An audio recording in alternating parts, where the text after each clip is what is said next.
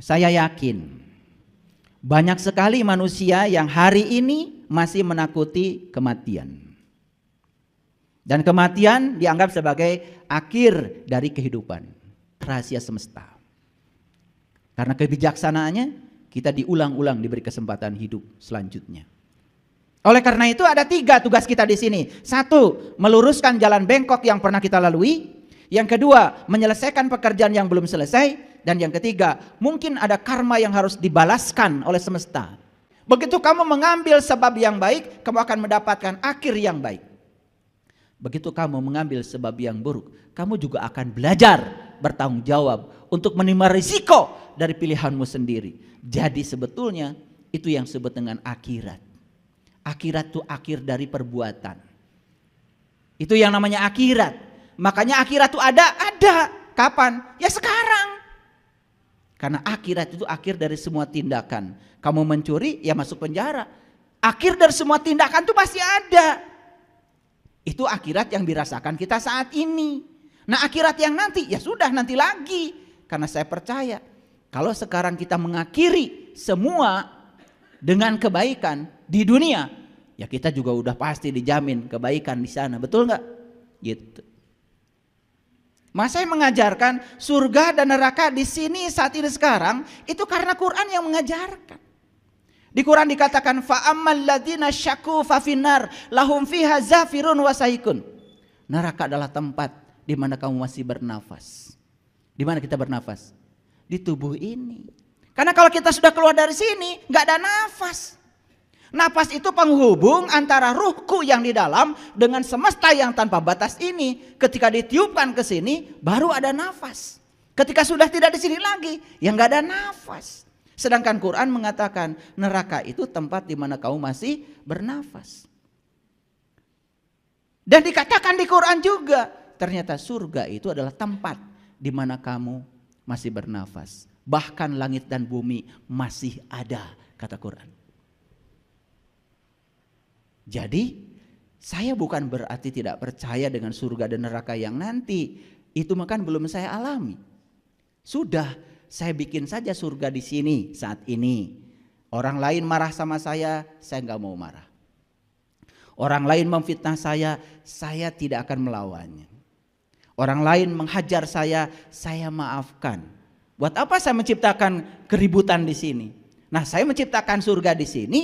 Berarti saya juga akan ke bagian surga dong di sana. Itu maksud saya. Makanya Nabi Muhammad dilempari orang sampai berdarah-darah. Malah Nabi Muhammad cuma Allahumma hdi qaumi fa innahum la ya'lamun. Itu doa orang bijaksana begitu. Ketika dilempari, ketika dikejar-kejar. Doanya luar biasa. Tidak ada doa dari mulut seorang suci itu, ya Allah hancurkan orang ini, enggak ada. Doanya Allahumma hdi qaumi fa innahum la ya'lamun. Ya Allah, tunjukkanlah mereka. Mereka memperlakukan itu kepada saya karena mereka tidak tahu yang saya sampaikan. Itu doa orang bijaksana begitu. Makanya jangan berdiskusi dan berdebat dengan orang bodoh. Doakan saja semoga jadi orang yang bijaksana. Itu aja. Semoga suatu saat dapat petunjuk. Karena repot kalau diskusi dengan mereka. Paling yang keluar kekerasan. Paham? Oke. Jadi jangan takut kehidupan akan berakhir. Takutlah kalau kehidupan tak pernah dimulai. Apa kompetensi yang mau dibangun? Kompetensinya adalah selesai kajian ini. Semua para sahabat akan tahu apakah kehidupan kita sudah dimulai atau belum. Jangan-jangan kita ini cuma ngaku hidup tetapi sesungguhnya belum hidup. Karena ciri orang hidup apa? Apa ciri orang hidup? Ciri orang hidup itu eling. Ciri orang hidup itu sadar. Ciri orang hidup itu mawas diri. Itu ciri hidup. Ya jelas dong, ciri hidup nafas. Tapi apakah semua yang bernafas ini eling? Semua yang bernafas ini sadar? Semua yang bernafas ini mawas diri? Itu pertanyaannya. Jadi oleh karena itu selesai kajian ini, semoga kita tahu, oh di usia setua ini ternyata saya belum memulai kehidupan. Takut kehidupan berakhir padahal kehidupan belum dimulai. Nanti perhatikan indikator-indikatornya. Apa saja indikasi kalau kehidupan kita belum dimulai. Sudah siap? Baik. Mari kita puji Allah bersama-sama membaca hamdalah. Alhamdulillahirabbil alamin. Mari kita mohon ridho dan berkah Allah. Semoga Allah meridhoi, memberkahi kajian kita hari ini. Semoga Allah membukakan pintu kecerdasan, pintu kebijaksanaan, pintu hikmah untuk kita bisa menyerap energi ilahi yang akan ditumpahkan hari ini. Kita sapa asma Allah dengan kelembutan dan cinta seraya membaca basmalah. Bismillahirrahmanirrahim. Saya yakin banyak sekali manusia yang hari ini masih menakuti kematian. Dan kematian dianggap sebagai akhir dari kehidupan. Padahal kematian bukan akhir dari kehidupan. Kematian itu adalah hanya rangkaian dari kehidupan untuk mendapatkan kehidupan yang baru. Jadi kematian itu persis seperti portal. Seperti portal. Kalau mobil kita jalan, di sini ada portal.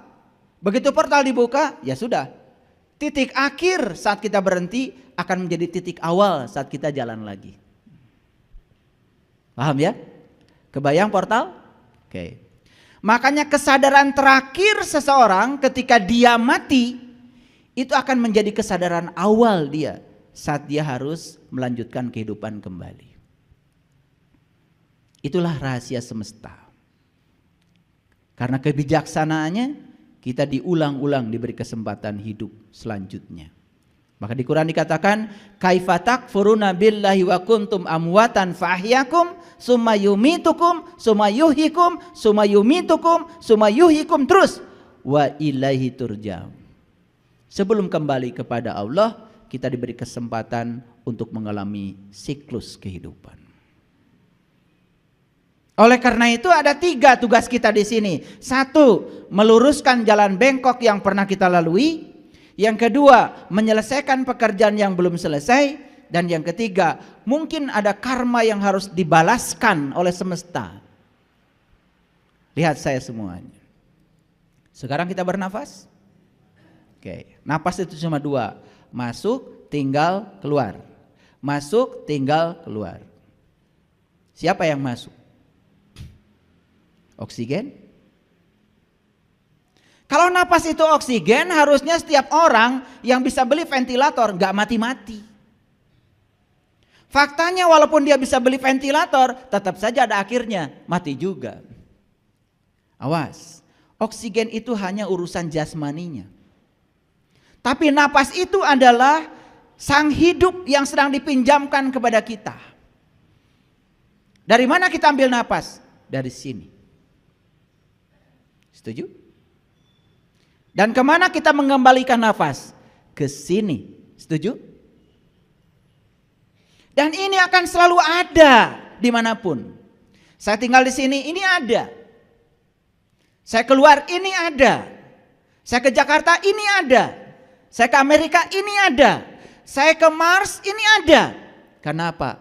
Karena ruang kosong itu jauh lebih luas daripada materi pengisinya.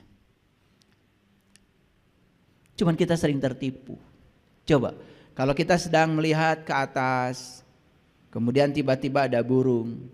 Bilangnya apa? Bilangnya apa? Ada burung, itu aja. Padahal sebenarnya yang kelihatan besarnya itu kan ruang kosong. Betul nggak? Harusnya kalau orang yang jujur, waras pikirannya, ada ruang kosong, ada isinya burung. Pernah nggak ngomong gitu? Coba lihat ke depan sini, lihat saya. Lihat ke depan, lihat apa? Lihat ruang kosong kan? Tetapi ada isinya, saya. Dan saya jauh lebih kecil daripada ruang kosong. Dan ruang kosong itu tidak bisa dibeli. Nih ibu-ibu beli cincin emas. Berapa emas 1 gram sekarang? 1 juta kan? Oke. Jadi kalau beli emas 5 gram untuk cincin sudah 5 juta. Mahal apa tidak? Mahal. Padahal yang dipakai kan ruang kosongnya. Betul apa tidak? Masih mikir? Lah sekarang cincin kalau nggak ada ruang kosongnya gimana makainya? Kan sebetulnya yang dipakai tuh yang bolongnya. Mikir kayak gitu. Betul apa tidak? Beli kalung yang dipakai apanya? Ruang kosongnya. Beli panci yang dipakai apanya? Baru sadar. Beli piring yang dipakai apanya? Lah, beli baju yang dipakai apanya? Kan yang kosongnya.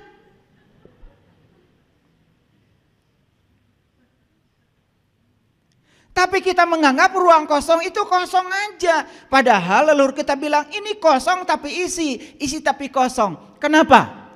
Kita mengambil kehidupan dari sini dan kemudian mengembalikan kehidupan ke sini. Dan pada akhirnya nafas kita itu masuk, keluar, gak masuk lagi. Makanya kita sering mengatakan ketika orang mati menghembuskan nafas yang terakhir. Kemana itu nafas? Ya ke sini. Gak kemana-mana kok. Ke sini. Gitu aja.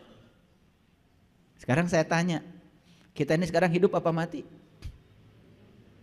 Hidup mati. Ketika napas masuk hidup, napas keluar mati. Cuma keburu masuk lagi, hidup lagi. Nah karena terus menerus frekuensinya sangat besar, akibatnya kita merasa seakan-akan kita itu hidup terus. Padahal kita saat ini sudah hidup mati, hidup mati, hidup mati. Jadi sebetulnya apakah kita sudah mengalami pengalaman mati? Kenapa takut? Lah sekarang aja kita sudah mengalami pengalaman hidup mati kok. Lu kenapa takut?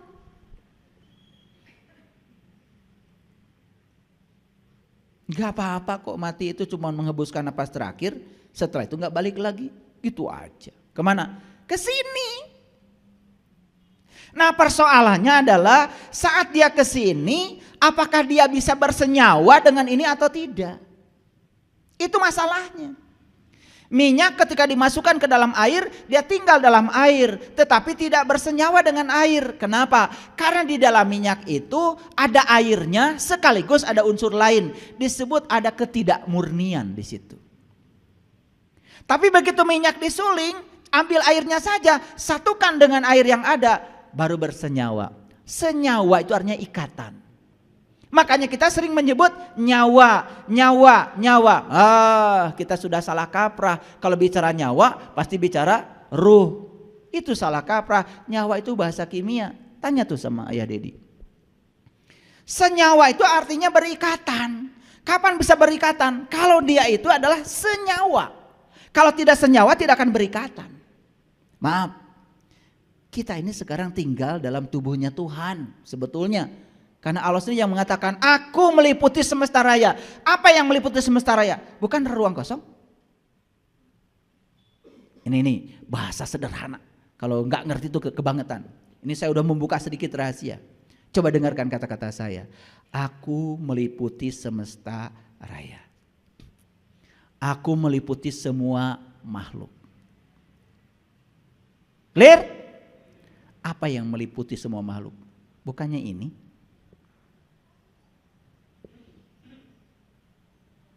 Bukannya kita ngambil kehidupan dari sini? Bukannya setiap makhluk ngambil kehidupan dari sini? Bukannya pecai, wortel, bawang ngambil kehidupan dari sini? Jadi apa ini sesungguhnya? Ini ruang kesadaran, sering disebut energi. Makanya kita harus bisa menyaksikan. Ini tuh apa sebetulnya? Nah, belum, gak akan saya kasih dulu ilmunya. Mahal itu. Kalau saya sih udah bisa lihat. Kalian mau melihatnya, bolong aja. Kalau saya nggak begitu. Itulah pentingnya supaya kita nggak bolong terus. Makanya harus berhenti dari kebutaan supaya kasaf ini terbuka. Lanjut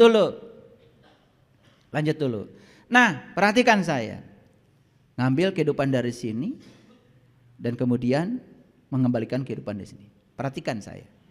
Saat kehidupan masuk ke sini, perhatikan. Apa yang terjadi di sini?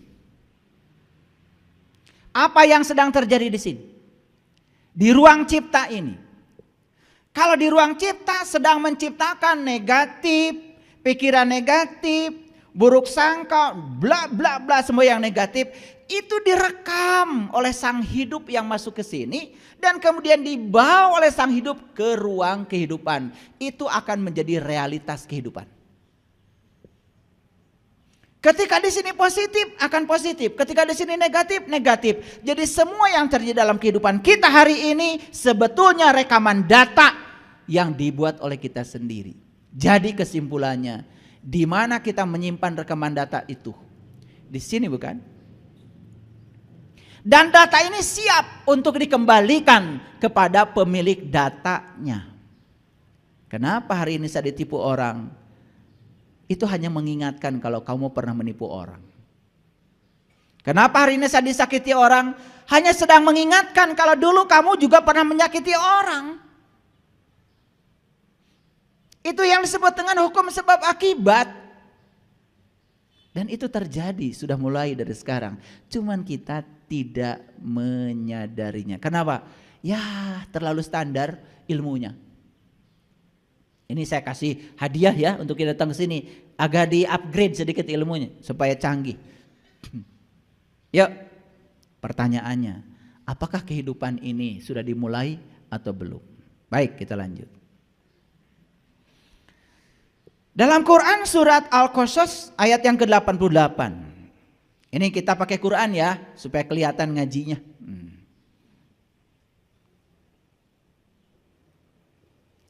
Auzubillahi minasyaitonirrajim. Bismillahirrahmanirrahim. Wala tad'u ma'allah ilahan akhar.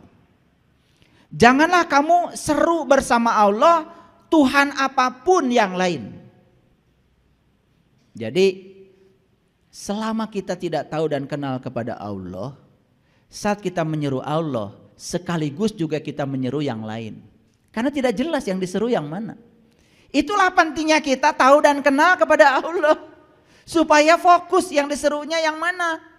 Makanya Allah bilang, wala tad'u ma'allahi ilahan akhar. Janganlah kamu seru bersama Allah Tuhan apapun yang lain. La ilaha illa huwa. Tidak ada Tuhan melainkan Dia. Yuk. Tidak ada Tuhan melainkan Dia. Kan ada kalimat tauhid itu ada 4. Yang pertama, tidak ada Tuhan selain Allah. Tidak ada Tuhan selain Dia. Tidak ada Tuhan selain anta, kamu. Tidak ada Tuhan selain aku, anak. Makanya ada 4 kalimat tauhid. La ilaha illallah, la ilaha illa huwa, la ilaha illa anta, la ilaha illa ana. Itu semua harus jadi pengalaman pribadi. Gimana caranya? Stop dulu. Nanti itu. Ini baru warming up-nya dulu. Bagi yang mau ya tentu saja bisa mengalami itu. Ya tidak sulit. Kalau orang bilang sulit, wah itu karena tidak tahu ilmunya. Ya, saya kasih tahu.